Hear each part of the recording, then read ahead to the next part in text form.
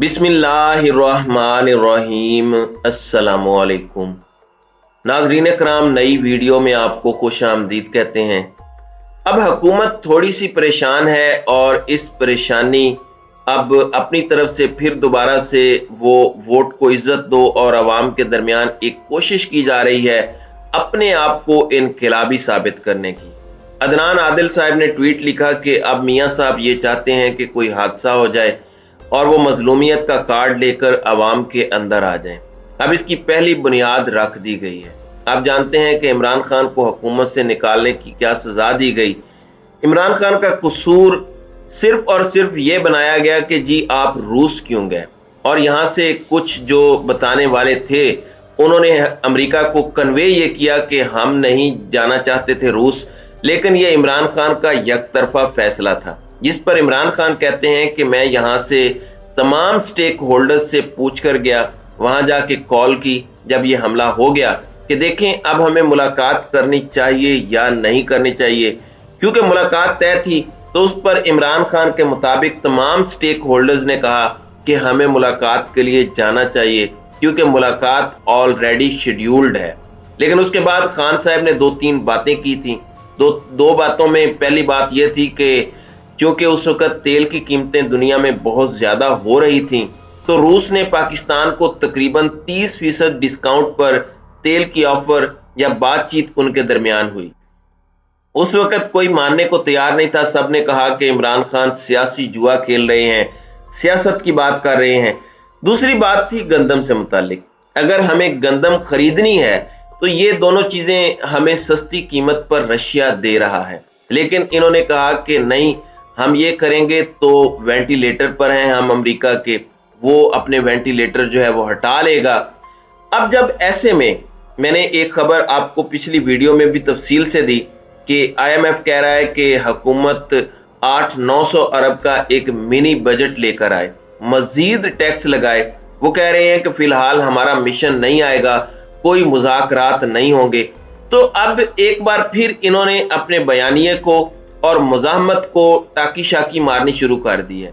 इस वक्त बताया यह गया है कि इसहाक डार इस वक्त ये फरमा रहे हैं कि हमने अमेरिका को बता दिया है कि वो हमें रूस से तेल खरीदने से नहीं रोक सकता और जल्द ही खरीदारी के मामलात मुमकिन हो जाएंगे। पहली बात तो यह है कि इसहाक डार को यह अंदाजा है कि वो क्या फरमा रहे हैं। क्या उन्होंने अपने वजीर दिफा की गुफ्तगू सुनी है?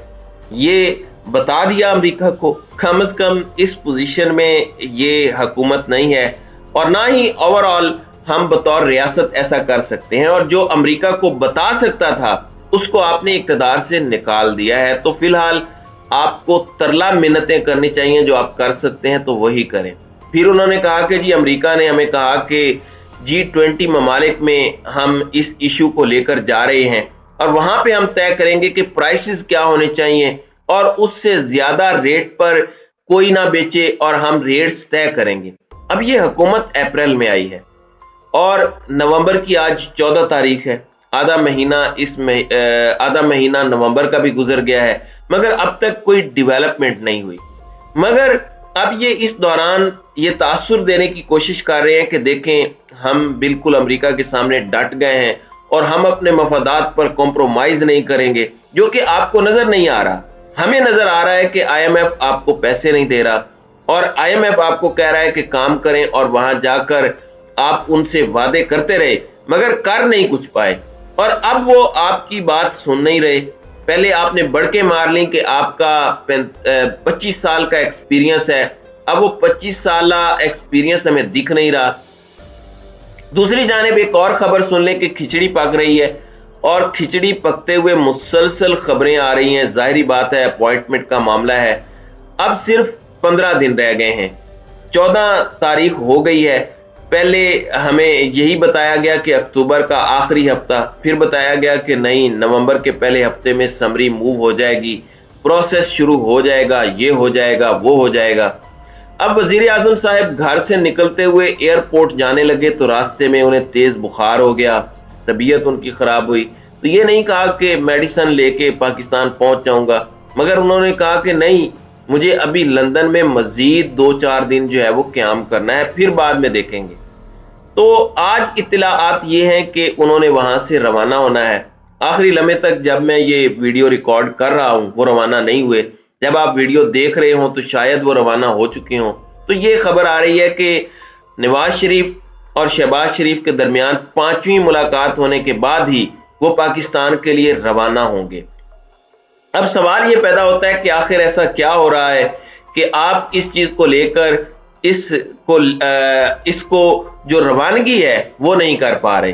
اب اس حوالے سے اپوائنٹمنٹ پر جو خبر ہے وہ خبر یہ ہے کہ چونکہ دونوں جانب سے وائس آرمی چیف کی باتیں ہو رہی ہیں، تو خبر یہ ہے کہ جس طرح میں نے آپ کو بتایا کہ اسٹیبلشمنٹ یہ سوچ رہی ہے اور اسٹیبلشمنٹ کے لوگ اس ڈیسیژن کے ساتھ ہیں، اور شاید 29 والی حکومت کی خواہش پوری نہ ہو، لیکن حکومت بھی ظاہری بات ہے ضد بنائے ہوئے ہے۔